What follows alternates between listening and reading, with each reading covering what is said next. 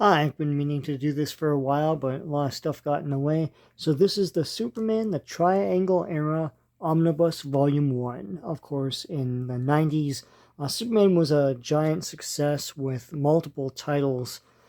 They added a fifth title to the already four titles to fill in those gaps of months that had 5 weeks or had an overlapping week into another month. So they could cover every single week of the year with Superman titles. And they continued stories into each title. So, like, Superman would continue into Action Comics, etc., and Adventures of Superman, and so on and so forth. Man of Steel. So to help keep track of all of that, they put triangle numbering on top of the regular numbering of the issues, and so you can follow along stories with triangle number 1, 2, 3, 4 through all the different Superman issues. And this is really cool. I mean, I wish like Spider-Man did this. Here's the back of this dust jacket. So this is volume 1. I know that, of course, they have the Death and Return of Superman omnibus right now. Here's the spine. Pretty cool. This is the Dan Jurgens era. Let's take a look at the inside. So here's Dan Jurgens and Jerry Ordway bios. Let's take a look at the back here. Roger Stern and Louis Simonson. Let's take a look at the inside cover. So here's Superman with a bunch of triangles making up the classic logo. Here is the spine. And here's the back. Let's take this dust jacket off and take a look inside the book. So I've been looking forward to this for a while. I hope they fill in all the gaps of the different of the ongoing Triangle era. I know they've done the stuff before this, which is the Exile stuff and other stories. Here's Superman 49. So here's like a whole write-up of the Triangle era and everything by Mike Carlin. And here's issue 49. Lex Luthor triumphant. The art and stories of this era are actually pretty amazing.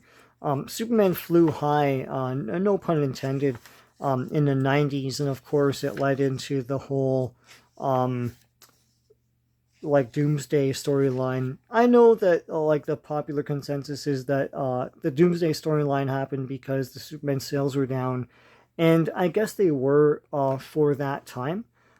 They're fairly high for our time. I remember reading all this stuff, and it was pretty awesome. It was funny when they made the Kenner toy line. Here's Starman. Here's the Starman with the Baphomet star. They made the Superman Man of Steel toy line, which had minor characters from this era in it, like Conduit, and I think his name was Massacre, which was like a red-faced demon-looking guy.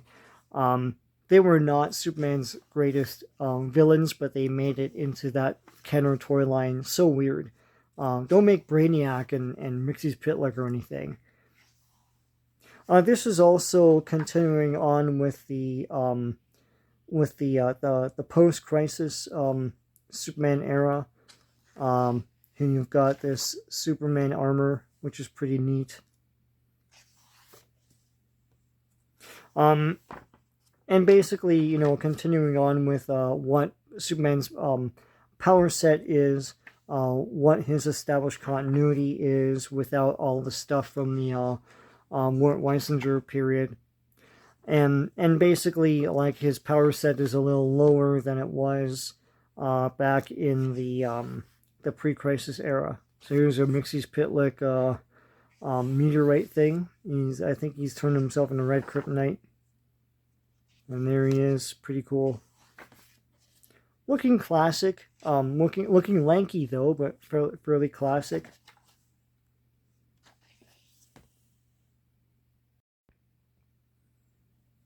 So here are the Green Lanterns. And here's classic Guy Gardner with that mushroom cut from that era, actually. You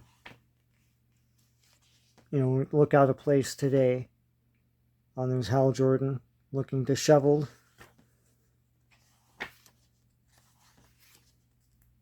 So here they are doing their classic Green Lantern stuff with spoons and like hooks and things. This is really cool.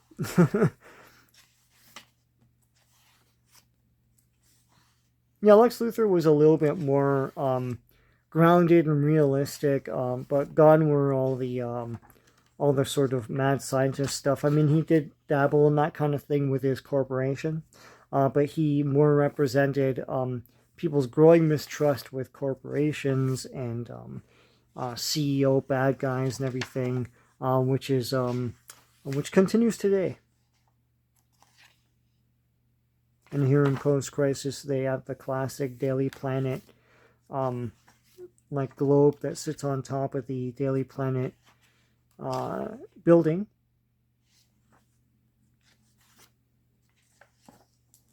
There's Plastic Man. Pretty cool stuff.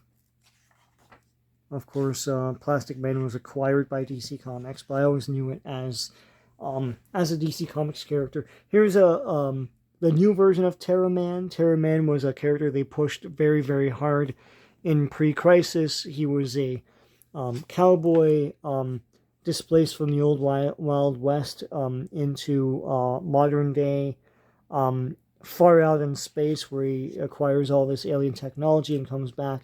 I don't know what this new Terra Man was all about. I like the classic one.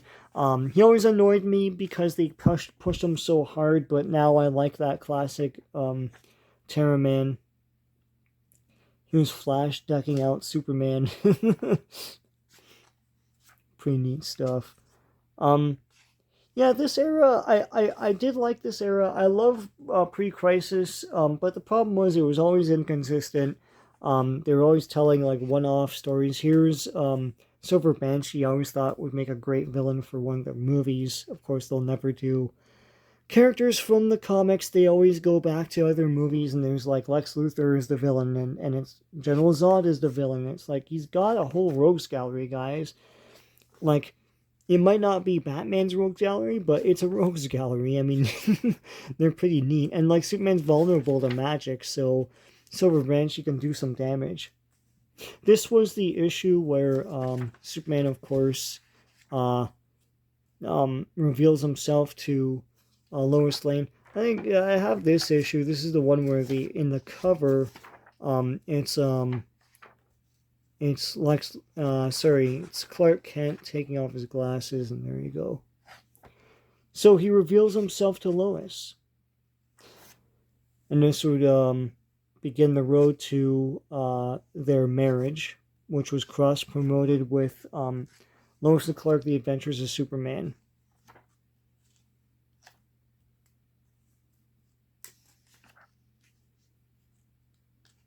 Assault of the Linear Man. So you see, this is Triangle 8 in 1991.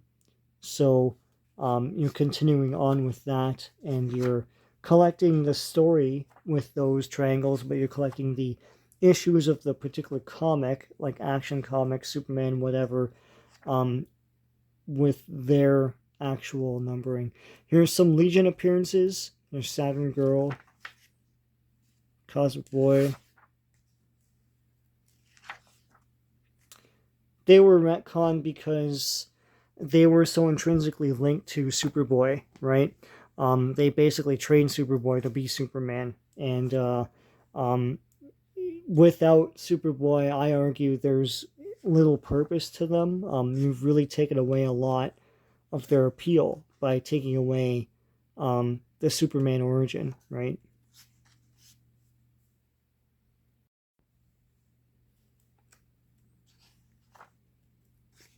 There's Spectre.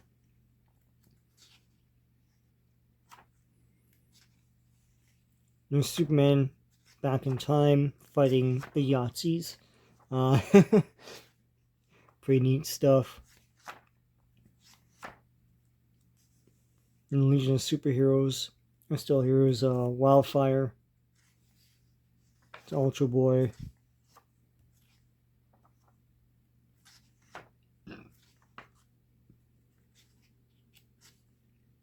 Pretty cool dinosaurs. This was probably around the time of Jurassic Park. I didn't make the connection. Here's bearded Superman fighting a mammoth.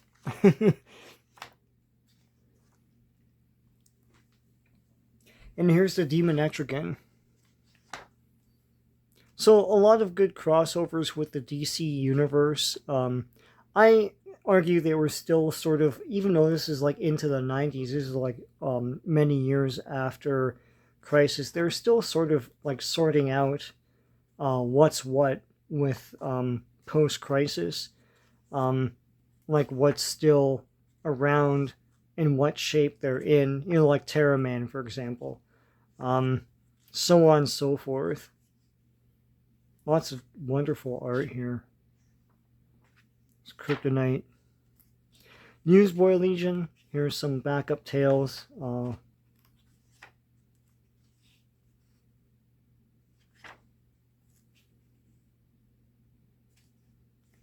There's Kryptonite. Martian Manhunter. Action Comics. Yeah, I wish they would dive more into this sort of storytelling with the movies. I know people would argue that's what they're doing, but I feel like the problem with Superman movies is that, here's this I love this costume. Even though like Superman wore this a couple times, it's not what I would want in a movie or anything, or to represent the character. But I think this is Eradicator.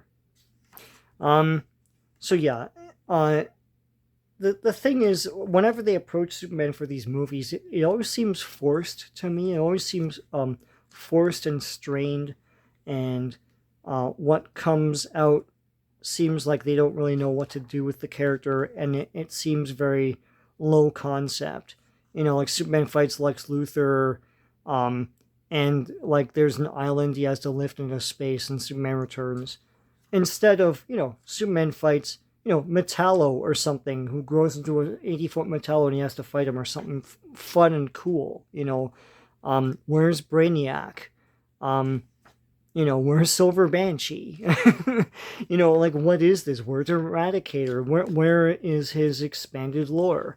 You know, Superman has a job. Superman has a girlfriend. Superman has all these powers, and yet he wanted to be a reporter to seek out the truth. Where's that personality and character building? Where is any of that? Instead, you get these weird things like Man of Steel, you know, where he fights General Zod again from Superman 2 rather than a new character. There's Double X from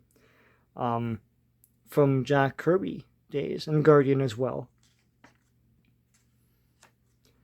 So yeah, I mean, you know, I dread every time a Superman movie comes out, because there's always the inevitable, oh, I love this. This is a horrifying issue with Parasite, I think. Yeah, there he is.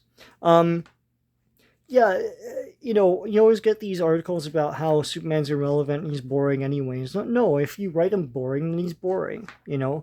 And that's the way the movies are. They just don't cut loose and just show the world and character and powers and rogues gallery of Superman. Just do that. But this is, and they have some editorials and Larry's pages and stuff too. Superman does it again. This omnibus is fantastic. I've had this for a few months now, and I was going to do a video right when I got it, but all sorts of things happened in my life, and I kind of couldn't. But yeah, like this is like, I think 1,400 pages or something like that. Let me just check. Packed to the brim with Superman goodness. If you don't know anything about the character, you should really pick this up. It's approaching 1,400 pages. it's really fun stuff, and like you really get a sense of the character and like the adventure and potential of the character as well, and all the different like characters involved with his lore and all, and how interesting everyone is, how interesting Clark Kent is, Lois Lane, and even just all the villains that he fights as well, and his allies as well.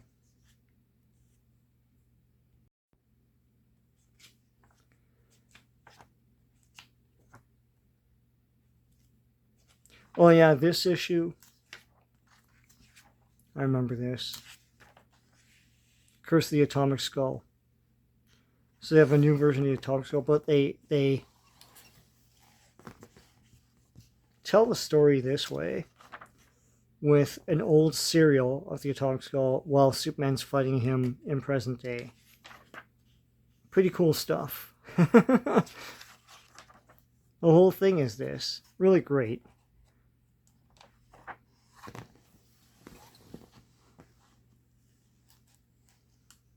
Here's the Metal Men. Another classic group of DC characters. Blackout is happening. There's the LexCorp building with that big L.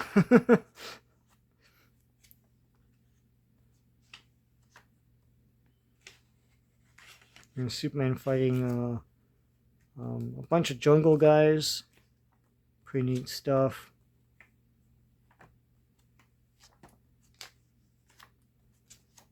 Oh yeah, Lex Luthor too. Lex Luthor II, he became the boyfriend of the Matrix version of Supergirl. Whew!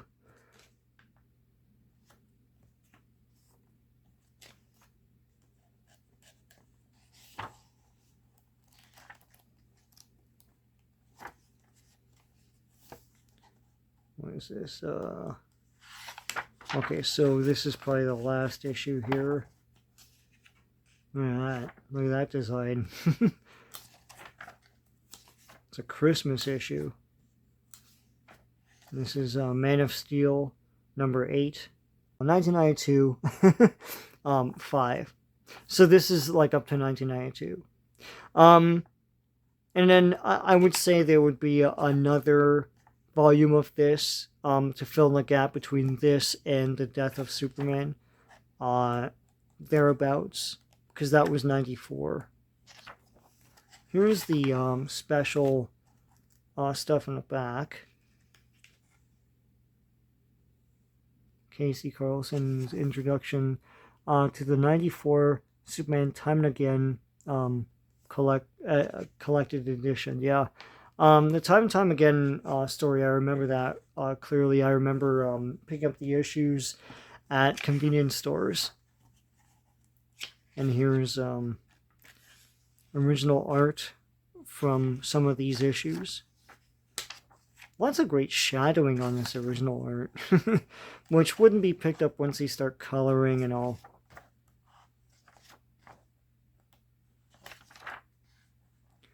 Wonderful. I love that the classic S is there and the Trunks is there and everything. They would later change all that stuff up into the 90s. Of course, after Superman died and came back, he had this big mullet, and which is much derided nowadays. And of course, they had the red and blue Superman after that. So that is the Superman Triangle Era Volume 1 Omnibus. If you are able to pick it up, I mean, it is expensive. It's $125 US and $163 Canadian. But this is well worth it, and for Superman fans, this is well worth it. You probably have all these issues anyways, but I recommend this. This is awesome stuff. Great giant collection of Superman stories to take off the shelf and read from time to time. So if you like this video, please give a like, and please consider subscribing to my channel if you haven't already. Until next time, take care.